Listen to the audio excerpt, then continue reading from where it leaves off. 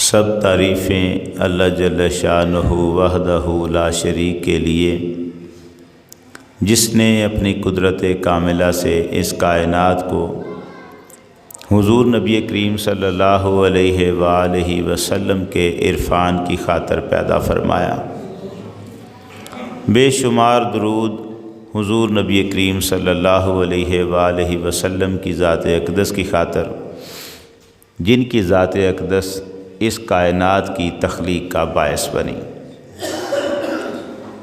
اللہ جل شانہ نے قرآن مجید میں ارشاد فرمایا، قال الذی عندہ علم من الکتاب انا آتیک بہ قبل ان یرتد الیک طرفک، صدق اللہ العظیم۔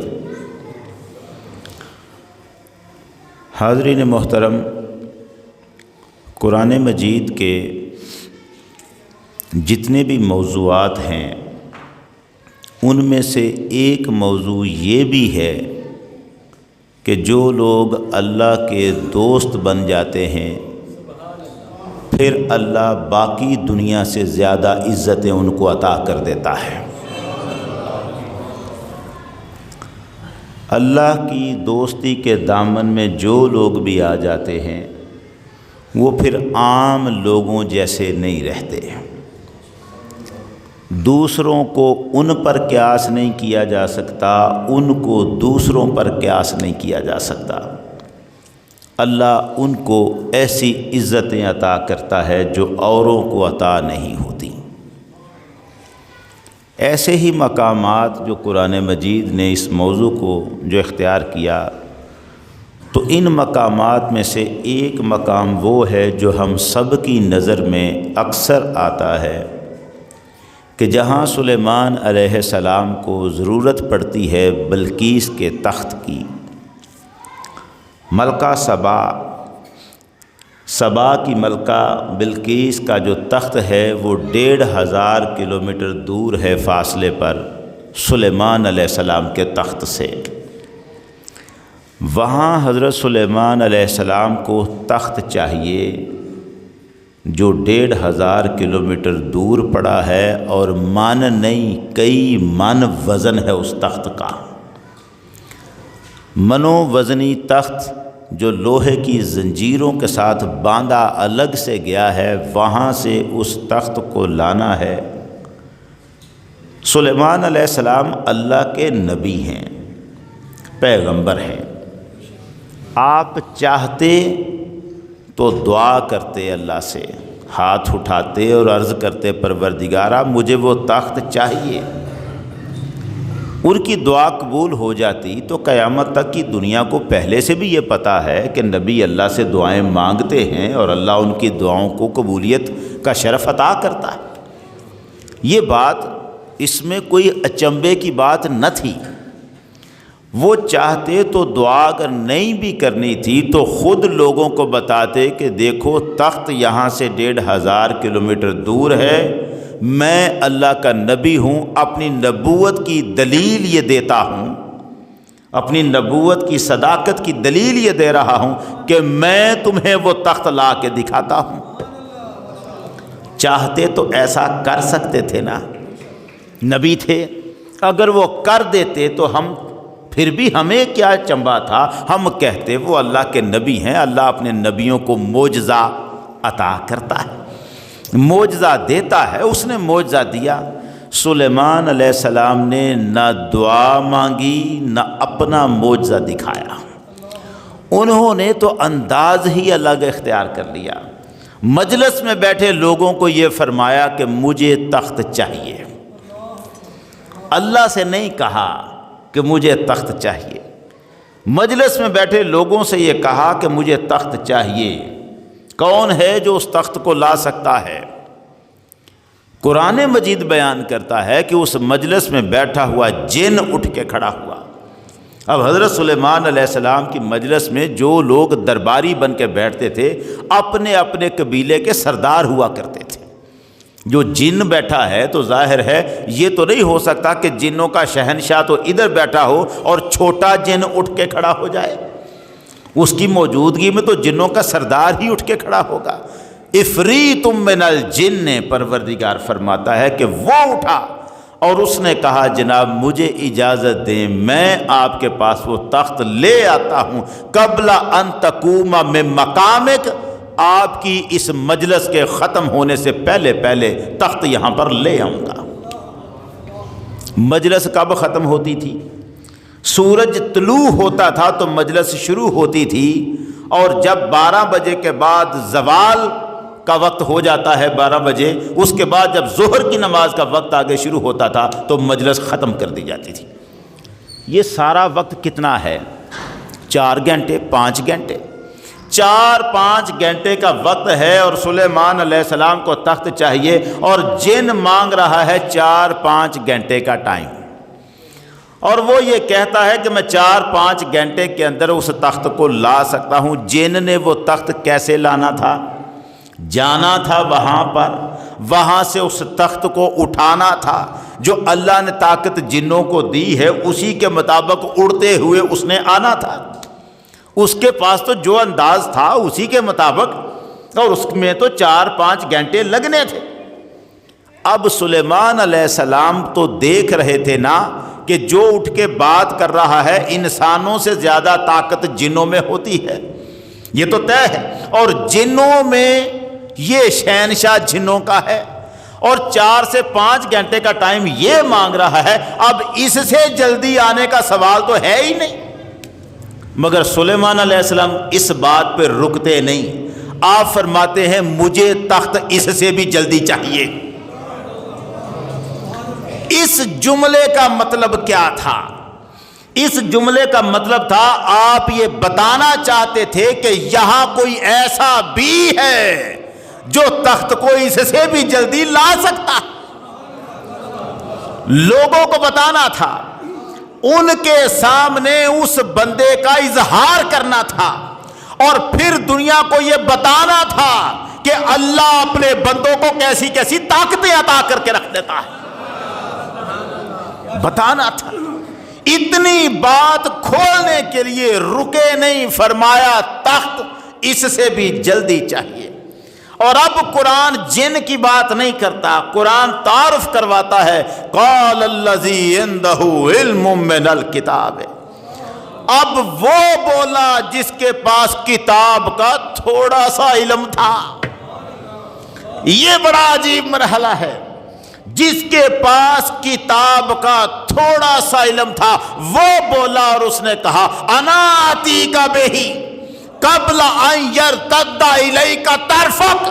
سرکار کیا فرماتے ہیں؟ آپ آنکھ بعد میں جھپکیں گے، میں تخت پہلے لے آؤں گا یہاں پر۔ نعرہ تکبیر، نعرہ رسالت، نعرہ رسالت، عظمت و شان مصطفی، نعرہ حیدری۔ ذرا جملے پہ تو غور کریں، اس نے کہا کیا ہے؟ اس نے یہ نہیں کہا حضور میں منگوا دیتا ہوں، نہیں، سرکار اب آپ کو ضرورت پڑی ہے تو میں بتاتا ہوں، اللہ میری سن لیتا ہے، میں دعا کرتا ہوں ابھی آ جائے گا، ایسا نہیں۔ اس نے نہ بات دعا کرنے کی ہے، نہ اس نے منگوانے کی ہے۔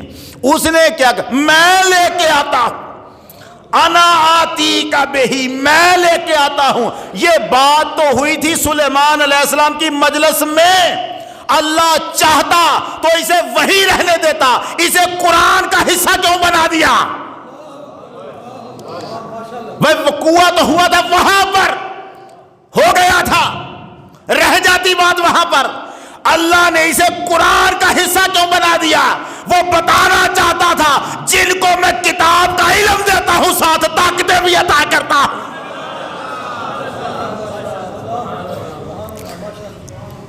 بتانا چاہتا تھا کہ طاقتیں میں نے صرف نبیوں تک نہیں رکھی، معجزے صرف نبیوں کے ہاتھوں پر نہیں ہیں، معجزہ تو نبی کے ہاتھ پر ہے، مگر کرامت میں نے اپنے ولیوں کے ہاتھوں پہ بھی رکھی ہوئی۔ وہ جو میرے ولی ہیں نبی نہیں ہوتے، مگر میں ان کو دیتا ہوں کتاب کا تھوڑا سا علم، اور اس علم کے ساتھ دیتا ہوں طاقت۔ وہ طاقت اتنی ہے کہ پھر وہ یہ کہنا ضروری نہیں کہ میں دعا کرتا ہوں. یہ جملہ ذرا سمجھ لیجئے گا، پھر ہم آگے چلیں گے. اللہ کا کوئی ولی ہو یا اللہ کا نبی ہو، وہ جب بھی بات کرتا ہے اس کا ذہن، اس کی توجہ اللہ کی بارگاہ میں جھکی ہوئی ہوتی ہے. اب وہ کسی کو کہے نا میں تیرے لیے دعا کرتا ہوں تب بھی ٹھیک، وہ کسی کو کہے جا تجھے یہ مل جائے گا، اب یہ اپنی طرف سے نہیں دے رہا. اس کا یہ جملہ جب زبان سے ادا ہوتا ہے اس کا ذہن خدا کی بارگاہ میں سجدے میں پڑا ہوتا ہے، اس کی روح خدا کو پکار رہی ہوتی ہے. اس کا یہ کہنا کہ تجھے یہ مل جائے گا یہ بھی اس کی اللہ سے دعا ہوتی ہے.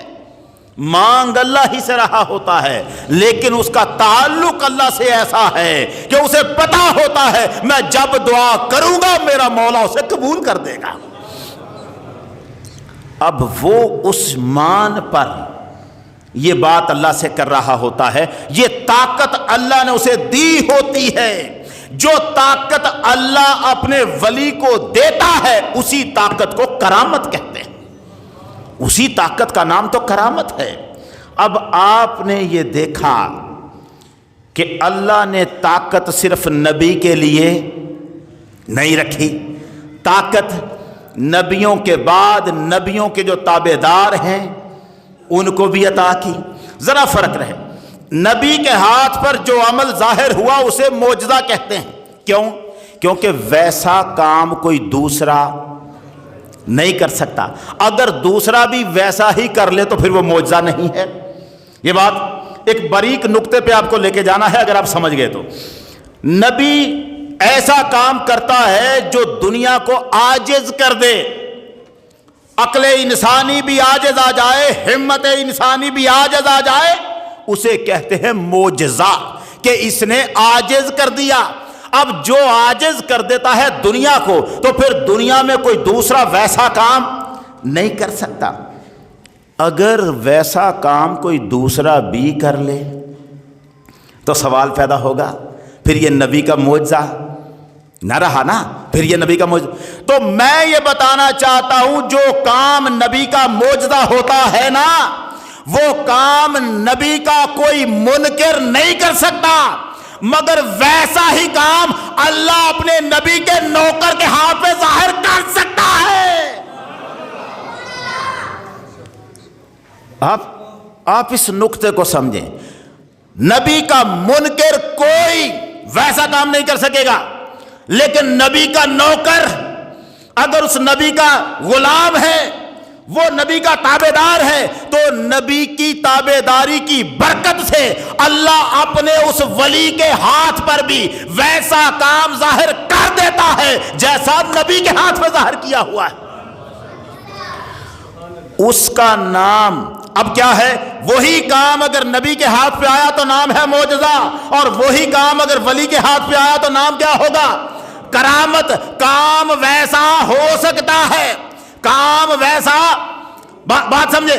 اب قرآن سورہ آل عمران حضرت عیسیٰ علیہ السلام کیا فرما رہے ہیں؟ قرآن کہتا ہے عیسیٰ علیہ السلام نے فرمایا لوگوں سنو، میں تمہارے پاس آیا ہوں معجزے لے کر، انی قد جئتکم بآیۃ من ربکم، تمہارے رب کی طرف سے معجزے لے کے آیا ہوں. معجزے کیا ہے؟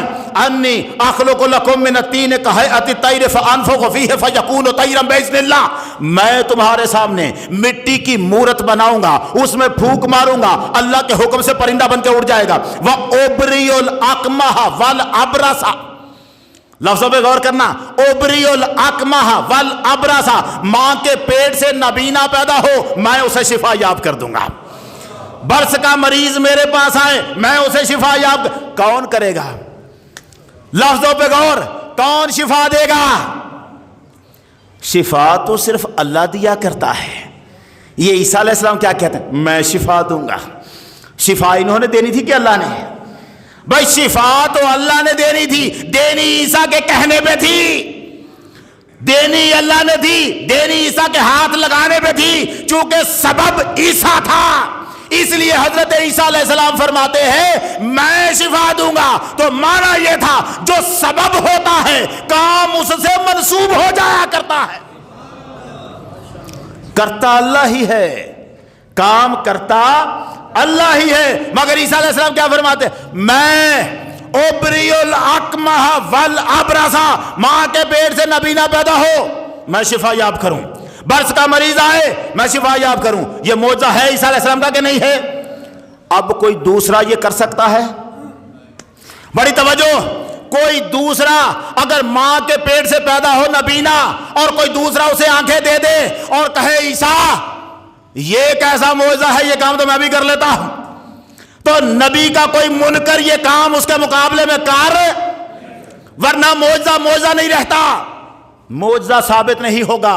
معجزہ ثابت ہونے کے لیے دلیل ضروری ہے کہ نبی کا منکر مقابلے میں کھڑا ویسا کام کر کے نہ دکھا سکے۔ اور میں نے کیا کہا؟ نبی کا منکر ویسا نہیں کر سکتا، نوکر کر سکتا ہے، یہی کہا۔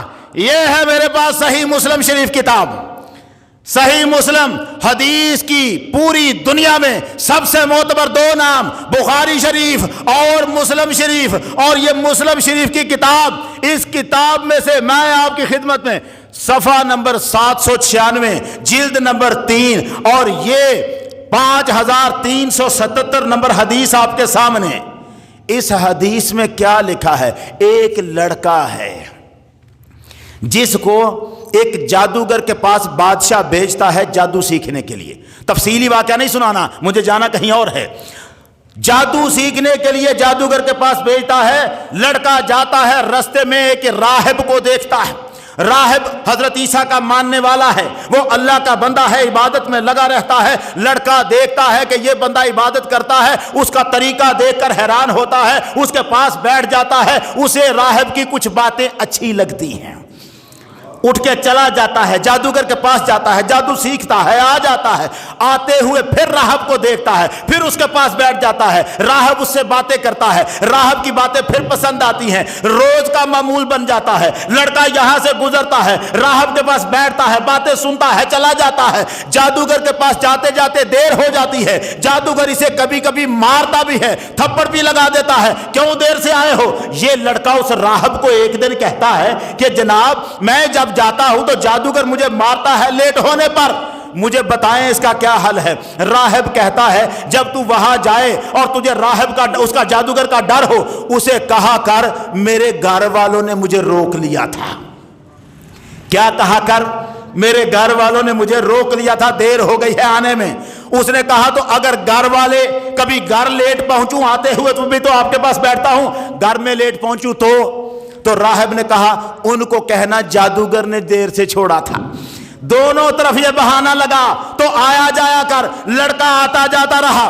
ایک دن دیکھا کہ لوگ جس رستے سے گزرتے تھے، رستے میں ایک بہت بڑا جانور کھڑا تھا۔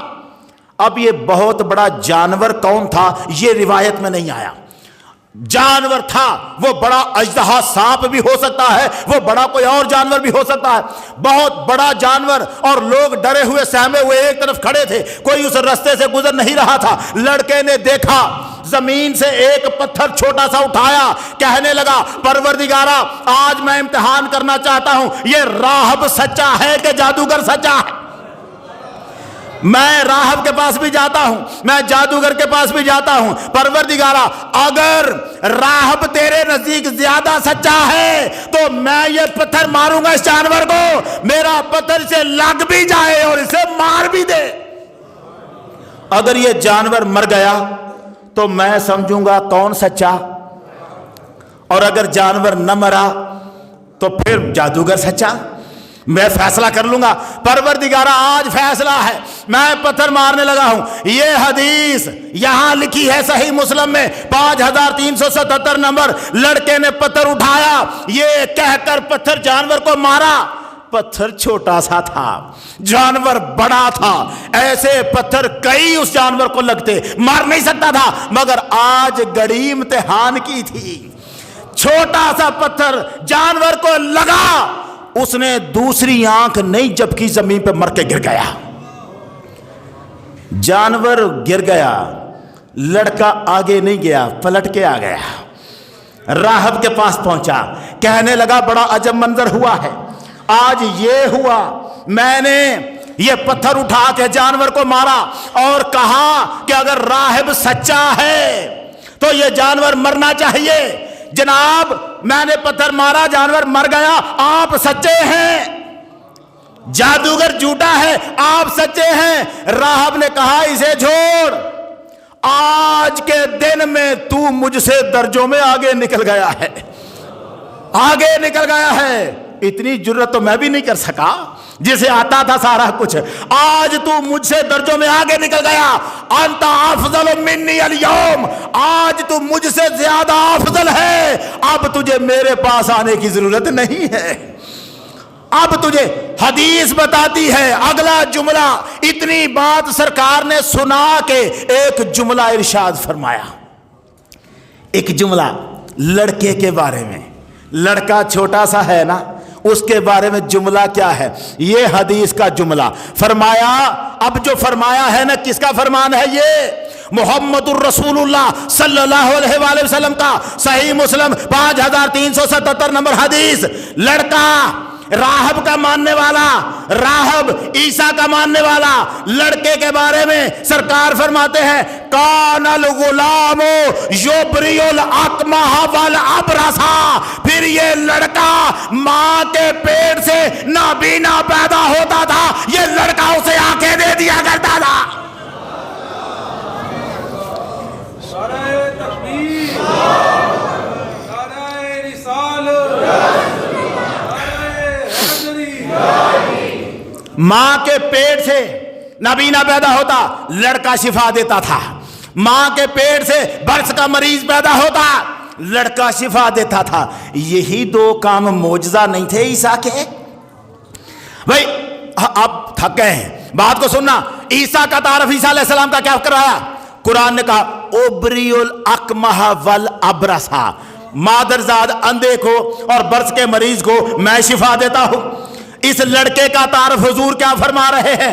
یبری الاکمہ والابرص، وہی لفظ یبری الاکمہ والابرص، ماں کے پیٹ سے نابینا پیدا ہوتا، لڑکا شفا دیتا، برس کا مریض آتا، لڑکا شفا دیتا۔ بھائی یہ کام تو عیسیٰ کا معجزہ تھا، لڑکا کیسے کر گیا؟ تو یہی تو ہم بتانا چاہتے ہیں، جو نبی کا معجزہ ہوتا ہے نا، نبی کا منکر نہیں کر سکتا، نبی کا نوکر نوکر بن کے کر سکتا ہے، وہ کر کے دکھاتا ہے۔ میں نبی کا نوکر ہو کے یہ کر لیتا ہوں، میرا نبی کیا کرے گا؟ اس کی شان، نبی کی شان بتاتا ہے، ولی جب وہ ایسا کام کرتا ہے۔ اب آؤ انجیل پر، جملے بدل کے، انجیل کیا کہتی ہے؟ انجیل کہتی ہے باب نمبر 42، انجیل برناباس، حضرت عیسیٰ علیہ السلام کا جملہ کیا فرمایا؟ I am not worthy to unloose the ties of the hosen or the rashes of the shoes of messenger of God who was made before me and shall come after me۔ لوگوں، وہ رسول جو میرے بعد آنے والا ہے، پیدا مجھ سے پہلے ہوا تھا، آئے گا میرے بعد میں، میں عیسیٰ اس رسول کی جوتی کے تسمے کھولنے کے بھی قابل نہیں ہوں۔ کہا میں رسول کی جوتی کے تسمے کھولنے کے قابل نہیں، اور جو جوتی کے تسمے کھولنے کے قابل نہیں، وہ مردے زندہ کر لیتا ہے۔ یاد ہے اوحی الموت باذن اللہ، میں مردوں کو اللہ کے حکم سے زندہ کرتا ہوں۔ کون کر رہا ہے؟ جو محمد صلی اللہ علیہ وسلم کی جوتی کے تسمے کھولنے کے لائق نہیں، جو جوتی کے، ہم نہیں کہہ رہے، عیسیٰ علیہ السلام نے کہا ہے، انجیل میں لکھا ہے، اللہ نے کہلوایا ہے، تبھی تو بیان کر رہے ہیں، ہم اپنے پاس یہ جملہ نہیں کہیں گے۔ حضرت عیسیٰ علیہ السلام نے کہا میں جوتی کے تسمے کھولنے کے لائق نہیں، تو میں عرض کرتا ہوں جو جوتی کے تسمے کھولنے کے لائق نہیں، وہ تو کر لے مردہ زندہ، اور جس کی جوتی ہے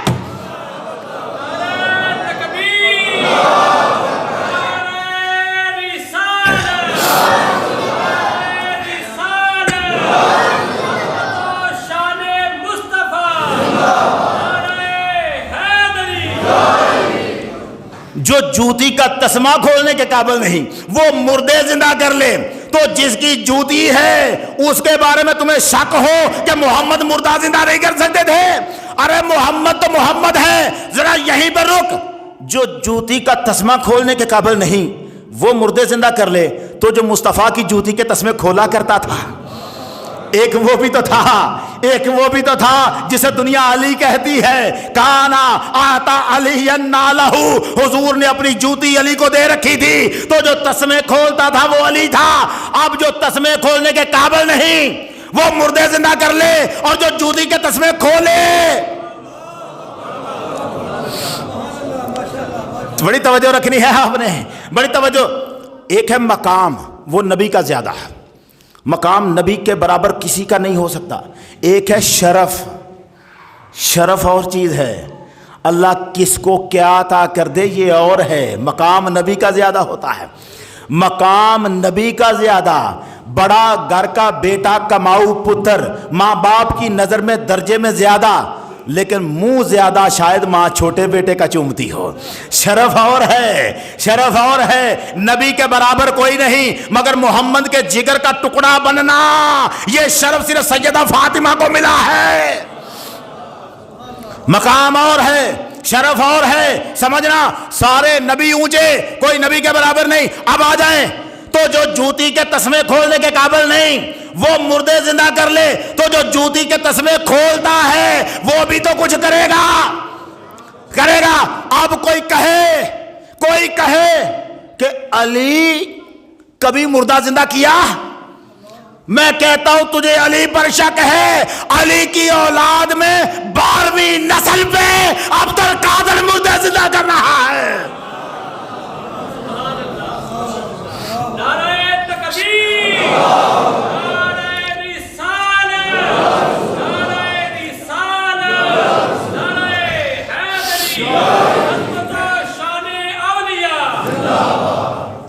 علی تو اوپر رہے، 12ویں پیڑھی پہ عبد القادر جیلانی، حضرت علی کے بیٹے کا نام امام حسن علیہ السلام، امام حسن کے بیٹے کا نام حسن مصنع، ان کے بیٹے کا نام عبداللہ محض، ان کے بیٹے کا نام عبداللہ ثانی، ان کے بیٹے کا نام موسیٰ الجون، ان کے بیٹے کا نام موسیٰ ثانی، ان کے بیٹے کا نام سید داؤد، ان کے بیٹے کا نام محمد مورس، ان کے بیٹے کا نام یحییٰ زاہد، ان کے بیٹے کا نام عبداللہ الجہلی، ان کے بیٹے کا نام ابو صالح موسیٰ جنگی دوست، اور ان کے بیٹے کا نام عبد القادر جیلانی۔ تو علی کا تو 12ویں نسل پہ بیٹھا عبد القادر جیلانی وہ مردے زندہ کر رہا ہے، تجھے علی کے بارے میں شبہ ہو رہا ہے؟ محمد کی جوتی کے تسمے کھولنا کوئی ایسا کام نہیں ہے۔ جن کے حصے میں آیا ان کی نسلوں کے مقام دیکھ، ان کی نسلوں کے مرتبے دیکھ۔ وہ عبد القادر جیلانی غوث اعظم مردے زندہ کرتا ہے، صرف مردے ہی نہیں زندہ کرتے۔ اب ہمارے پاس نا وقت بھی تھوڑا ہے لیکن کر لیں گے بات انشاءاللہ۔ لوگ کہتے ہیں یہ پتہ نہیں کیا کیا بنا کے غوث اعظم کے نام پہ جھوٹی کرامتیں لگاتے رہتے ہیں۔ ولی تو تھے ہمارے سجن کند پار والے کیا کہتے ہیں؟ وہ کہتے ہیں ہم بھی ولی مانتے ہیں۔ اور میں آپ کو بتاؤں، اللہ کی قسم کھا کے بتا رہا ہوں، خانہ کعبہ کے ممبر پر جمعے کے جمعے، مسجد نبوی کے ممبر پر جمعے کے جمعے آپ جب بھی خطبہ سن لیں، اکثر ایک نام آپ کے کانوں میں آئے گا، ابن تیمیہ، قال ابن تیمیہ رحمہ اللہ، کیونکہ ان کی ہر وہ جو گفتگو کرتے ہیں نا تو آیتوں کی تفسیر ابن تیمیہ سے لیتے ہیں۔ ابن تیمیہ کا اس بارے میں کیا موقف ہے، ان کی پیروی کرتے ہیں ابن تیمیہ کی۔ اب یہ ابن تیمیہ عالم دین ہیں، بڑے عالم دین ہیں۔ اٹھائیں ابن تیمیہ کی کتابیں، میرے سامنے تو جگہ نہیں ہوتی ورنہ میں کتابوں کے ڈھیر لگا دوں یہاں۔ ابن تیمیہ کی کتابیں اٹھائیں اور ورقے پلٹیں، آپ کو لکھا نظر آئے گا شیخنا عبد القادر جیلانی، شیخنا ہمارے شیخ مطلب مسلمانوں کے شیخ، پورے اسلام کا شیخ الاسلام، شیخ المسلمین، شیخنا۔ ابن تیمیہ کہتا ہے ہمارے بھی شیخ ہیں عبد القادر جیلانی، تو اگر وہ تمہارے بھی شیخ، وہ ہمارے بھی شیخ، وہ سب کے شیخ ہو گئے، تو وہ کہتا ہے شیخ ہمارے بھی ہیں، تم لوگ ان کے نام پہ جھوٹی باتیں لگا دیتے ہو، کرامتیں بنا دیتے ہو، ایسی کرامتیں سنا دیتے ہو، انہوں نے مردہ زندہ کیا، انہوں نے یہ کیا، ایسے کام تو نبی نہیں کر سکے۔ کمال ہو گئی ہے، کمال۔ نبی کیا کیا کر سکتا تھا یہی بتانے کے لیے تو ولی کر کے دکھاتا ہے، ولی یہی تو کر کے دکھاتا ہے، اور میں نبی کا نوکر ہو کے یہ کر رہا ہوں، میرے سرکار کی شان کیا ہوگی، اسی لیے تو کر کے دکھاتا ہے۔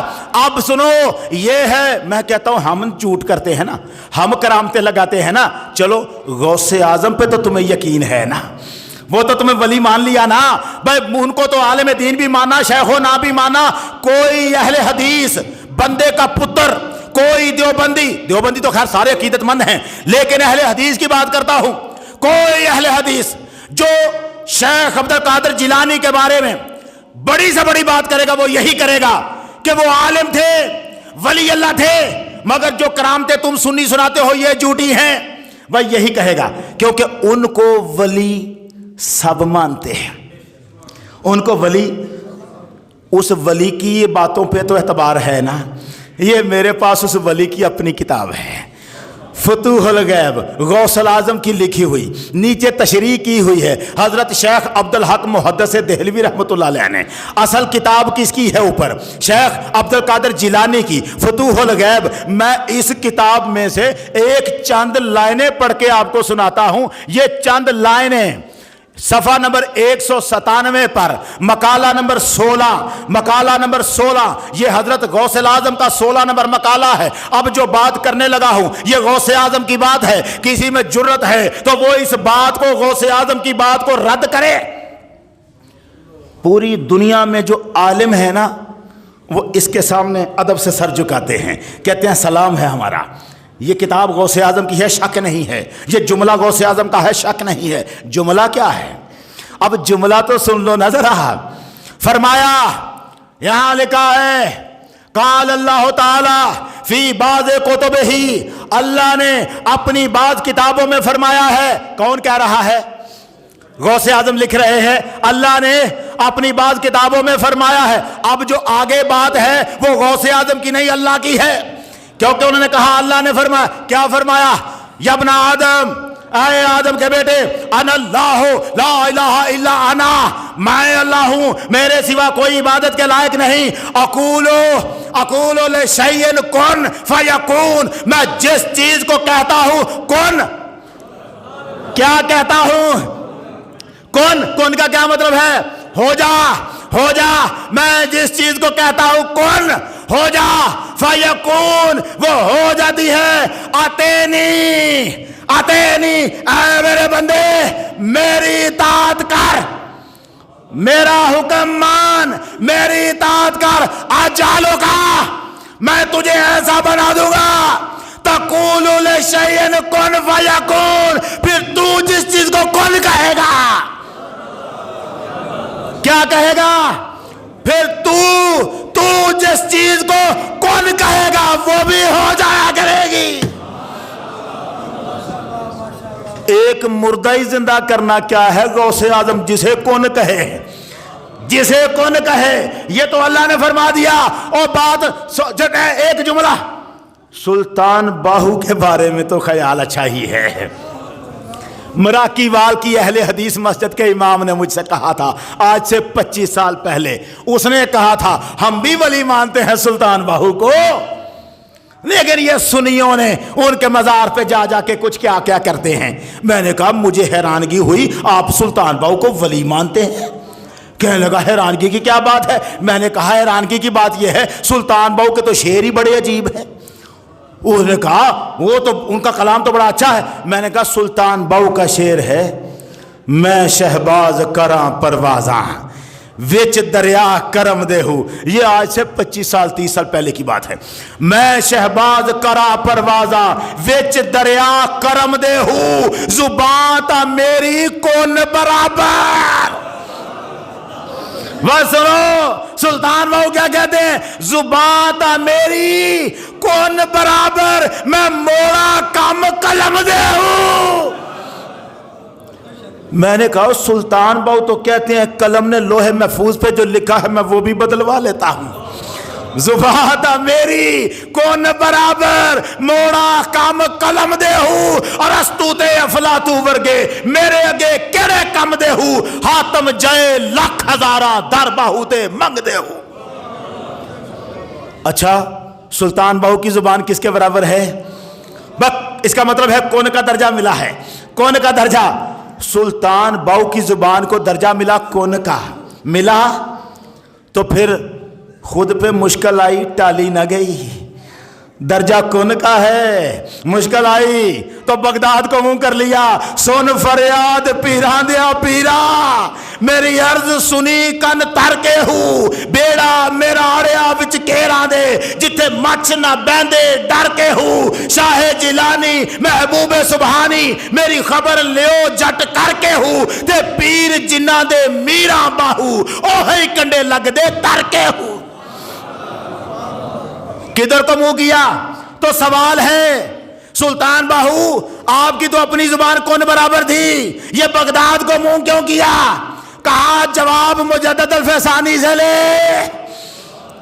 کہاں سے؟ مجدد الفسانی اللہ کا فضل ہے 14 صدیوں کے علماء ہمارے ہیں. پیچھے پلٹ کے تو دیکھ تجھے ولی نظر نہ آئیں گے، ہمارے ہر بندے مقام پہ ولی اللہ ہے. مجدد الفسانی کی کتاب ہے یہ، جلد نمبر 1، اس کا 217واں نمبر. 217واں اب تفصیل نہیں رہی کہ پڑھ کے سناؤں. 217واں نمبر خط ہے اس کے اندر. یہ مجدد الفسانی کے خط ہیں. 217ویں خط کے اندر کیا لکھا ہے؟ مجدد الفسانی لکھتے ہیں سنو قضا پر 2 قسم است. تقدیر اللہ کی 2 طرح کی ہوتی ہے، قضائے معلق و قضائے مبرم. ایک وہ جسے قضائے معلق کہتے ہیں، ایک وہ جسے قضائے مبرم کہتے ہیں. در قضائے معلق تغییر و تبدیل است. کہتے ہیں جو قضائے معلق ہے بدل سکتی ہے، لیکن در قضائے مبرم جو قضائے مبرم ہے نا، تقدیر مبرم، تغییر و تبدیل را مجال نیست، اس میں تبدیلی کی کوئی گنجائش. کیا ہے تقدیر؟ 8:09 پر 15 سیکنڈ پر اس بندے نے مر جانا ہے. یہ کیا ہے؟ تقدیر مبرم، نہیں بدلنی. یہ مجدد الفسانی نے مکتوبات میں لکھا جو قضائے معلق ہے بدل جاتی ہے، مبرم نہیں بدل سکتی. اور آگے کیا لکھا؟ آگے لکھا حضرت سید محی الدین جیلانی قدس سرہ در باز رسائل خود نوشتہ اند. کہا عبد القادر جیلانی نے لکھا ہے اپنی کتابوں میں. کیا لکھا ہے کہ در قضائے مبرم ہیچ کسرا مجال نیس، اور جو قضائے مبرم ہے کوئی اسے بدلوا نہیں سکتا مگر مرا اگر خواہن. سنو کیا غوث اعظم نے کہا، مجدد صاحب کہتے ہیں عبد القادر جیلانی نے کہا مگر مرا اگر خواہم آجا ہم تصرف بکنم، مگر میں اگر میں چاہوں تو میں اس تقدیر کو بھی بدلوا کے رکھ دوں.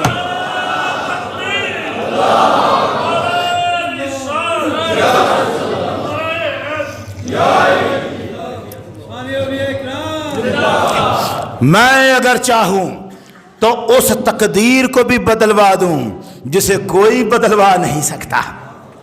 تجھے پتہ ہی نہیں چلا عبد القادر جیلانی نام کس کا ہے؟